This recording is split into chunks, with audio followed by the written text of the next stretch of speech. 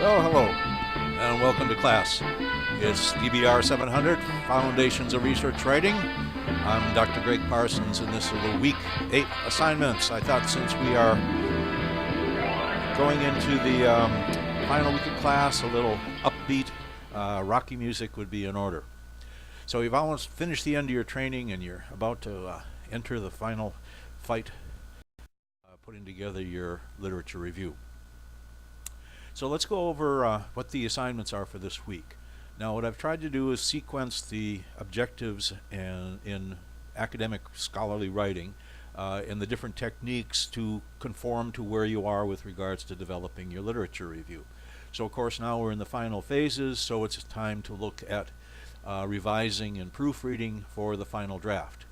And these are all fairly good. They basically say the same thing, just in different ways, and as I'm kind of a proponent of getting different points of view, because one thing that one person says may make particular sense where it didn't make much sense until you read that, and then all of a sudden you go back and you read the other thing and say, oh yeah, they were actually saying the same thing here.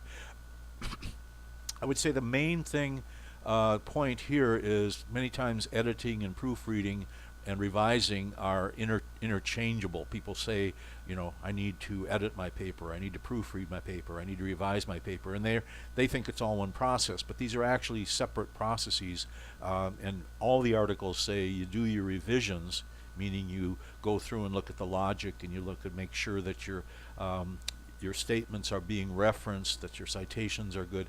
So you're doing all that in terms of setting up the argument. You make sure your introduction has all the necessary requirements. You make sure that your body of your paper has your sections and it follows in a logical order, and then your conclusion is a strong selling point that your point of view is actually correct based upon your argument. Okay, that's all has to do with revising. Proofreading is kind of all the revisions are done, and now you're going through one final time looking for missing punctuation or misspellings. Spell checkers are good. That's a good starting point, but they don't catch everything. Making sure that your reference list is appropriately done. All the little things that the writing studio will help you with, but you have to send your paper to them. Okay. They don't proofread per se, but they will point out things and give you additional instructions and materials, reference materials to help you. So that's kind of like their job at this point. They don't want to see terribly rough drafts, although they will look those over also, but they want to see something that you're kind of approaching the finish line. So that's where you are right now. You're approaching the finish line.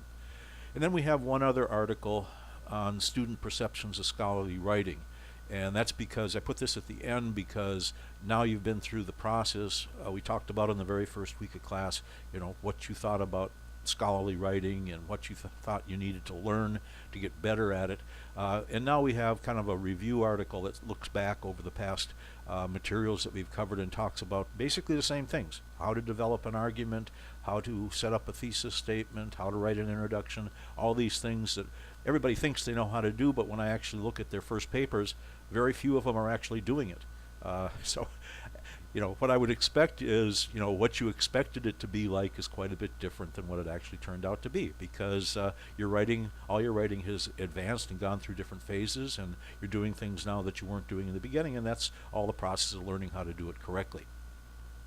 All right, so that's our background reading and our new topics, editing and proofreading and revising. The discussion is going to deal with the writing process compared to when you started this class. What you thought of it then, what you thought you needed to know, and what you think of it now, and what you think you still need to learn. Okay. If we look at the paper, the Student's Perception of Scholarly Writing, which I just talked about on the previous slide, on page 3 they have a model that they use to do their study. So they set up a course that started out with a topic selection. In our case, we used human motivation.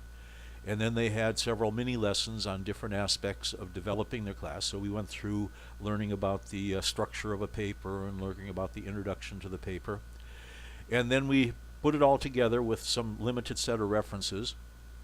And then we turned in the first draft. And then I gave you feedback on that. And then we went back and we wrote another draft. And that ended up going to your peer review, which we did last week. And now we're going through the final set of revisions to get the professional review, and I would, again, like you to send your paper to the writing studio because they'll give you a professional review, and then you're going to turn in the final draft, and I'll do the final assessment on the paper. Okay?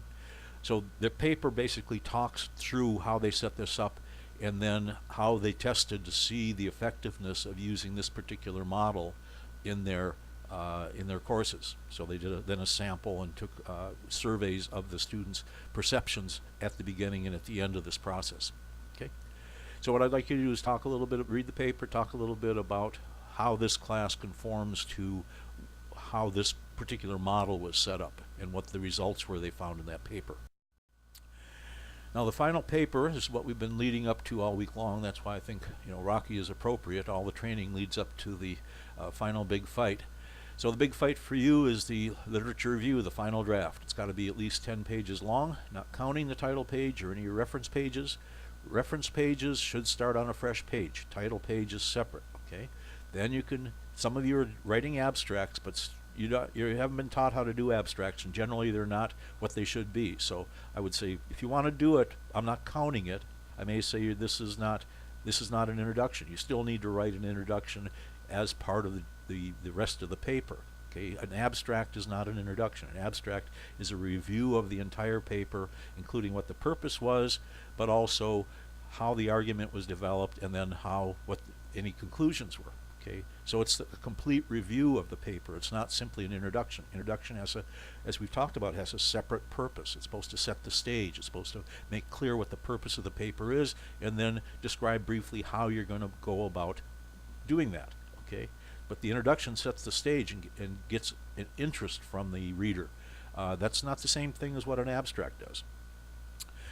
All right, because it's the final draft, and I expect that you've gone through this many times now, and the readings for the week will tell you different techniques about how to proofread. I don't want to see any spelling errors. I don't want to see grammar errors or punctuation errors. This should be, the best you can possibly do. This should be all the things that you learn to do in this class, and it shows the effort to put together a final draft. You should have at this point at least 20 different references. Okay, now some of the ones that were required reading, you may have found they didn't fit with the way that your paper was developing. Used a different thesis statement, so some of those articles may not be in their final reference list. The one thing you have to remember is, if it's on your reference list, if you put something on your reference list as something, it's got to be used in the paper. There's got to be a match with the citation in the body of the paper that matches up to your reference list. And the same vice versa.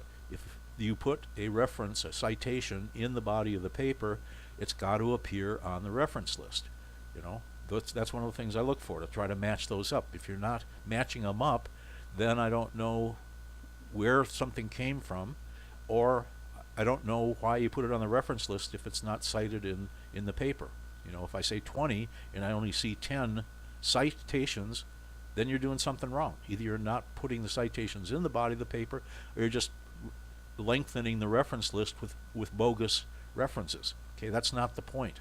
Okay, the point is you're using a lot of material to develop your paper, and that paper those references have to appear both in the citation and on the reference list.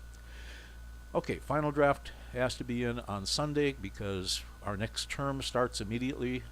I got to get those papers graded and your final grades in, so no late submissions unless you can't possibly help it. Then you should get in touch with me as soon as possible so we can come up with a alternative plan. So the grading criteria for the final paper, well, you should be fairly familiar with this because we've gone through the checklist a number of times, both on anonymous student papers as well as your classmates' papers, so you're kind of getting an idea about what the important things are. And in the last feedback I sent back to you on your week 6 paper, I indicated these were the things I was looking for, and indicated whether you did okay on those, did well on those, in areas that I thought you still needed to do further work. So I'm obviously going to compare it to the last draft. If you're just turning in the same thing again, that doesn't show any improvement. Every single paper had areas that could show improvement, You know, you should know that by now, that there's really nothing ever is totally finished. You always like to have one last shot at making it better. Okay, so it's got to be improvement over the last draft. It should address all the issues that were mentioned in your peer review from your classmates, as well as the things that I put on the last paper when I reviewed it. Okay, if you're not taking advice, if you're not using suggestions and advice from me or from the writing studio or from your classmates, it shows to me that you're really not interested in improving, because you're not listening to what people are telling you you need to do to be able to improve your paper. You may disagree, okay, that this is my way of doing it is better than what you have here, but most of the things I point out are right straight out of the lessons. There's no structure. You're not using headings. There's no logical argument. You're not using enough references. You're making statements that aren't backed up with anything. Those are just, those are clear rules. Those are not, a subjective opinion. This is the way it's got to be done. So be sure your paper has a clear thesis statement. We know this. We know it has to have an introduction that sets the stage for the argument. Then the argument has to be well structured into separate sections that address different points as you build your argument on this point, and then I'm going to transfer to this point, and I'm going to look at this point. Your argument has to be based upon evidence, not your personal opinion. What you think about something, your experience in the workplace, or your experience doing with this, has no bearing. I mean, yes, it helps you understand what other people are saying, but really a literature review is about that. It's about reviewing the literature, not telling the reader what you think, except what you think about the literature. It's got to use a formal writing style. Should be no mechanical errors in the grammar or the spelling. One thing that I think I wrote on just about every paper is your transitions are getting better, but transitions have to work throughout the entire paper. You can't simply do one sentence to connect one paragraph to another and then ignore everything else. Every paragraph has to transition to the next paragraph. Every section has to transition to the next section. And it's in those transitions and that writer's voice that occurs at the end of the paragraphs where you summarize what the main point was you were trying to make, and then you marry it, connect it back to what the thesis is, which is what you're trying to prove with your argument. Definitions are important. I've pointed that out a number of places where you were putting things in that had no explanation. And I've mentioned this before. Many terms that you assume, well, everybody has the same interpretation of this, such as productivity or such as leadership or such as ethics. There are all kinds of definitions related to all those terms. Okay? And many times the problem is people have different interpretations, and they won't believe what you're trying to tell them because their interpretation of something like ethics or moral or leadership is different than the definition you want to use. So what you got to do is clearly define, based upon some literature, what definition of this particular term is that you're using. Once that's established, then continue to use that same definition as you build your argument with that literature. Okay. Also, a lot of you are putting things in that don't have enough explanation. You got to assume a general audience that is smart enough to read at the level you're writing, but may not have any prior knowledge about human motivation other than what their own personal opinion is. So the reader is looking for you to tell them what the literature says about this stuff. So you have to explain it to them. You don't want to have them to Google everything or go back and read the original articles unless they want to see whether you're making valid interpretations of the literature. And then your paper should have a convincing conclusion that stands out from the rest of the body of the paper. The conclusion is not simply the last paragraph you decided to write. It has to, just like the introduction, has to satisfy particular requirements. So if you go back and you read the article about conclusions, you'll start to compare, is what you're using for a conclusion, is that actually doing what the article says your conclusion is supposed to do? And I guess related to the whole idea of, well, how much effort, this is just another revision to my last draft, it shouldn't take much effort. I want to see that it's substantially better. I think you've got a whole week to work on this. You have the resources of the writing studio available. You've got the peer-reviewed articles, that peer-review checklists that your classmates put in. So I want to see effort. When I compare this draft, this final draft, to the last one, I want to see that you've made some improvements. Okay, this is supposed to be a substantial effort. Doctoral level work is different than master's level work and is certainly different than undergraduate level work. So some keys to success. Well, first of all, the whole class is, one of the purposes has been to learn the rules and conventions of academic scholarly writing. And at Kaiser we use APA style. There are other styles. There's MLS style, and there's what they call Harvard style, and so on and so forth. And this doesn't just apply to how you write your references on your reference list. Okay? There's a whole series of things, if you go back and look at the APA manual you bought for this class, that say how you're supposed to write. You can't make up your own rules. Okay? There are specific ways of doing things that you will get hammered with over and over again because you cannot make up your own rules for this.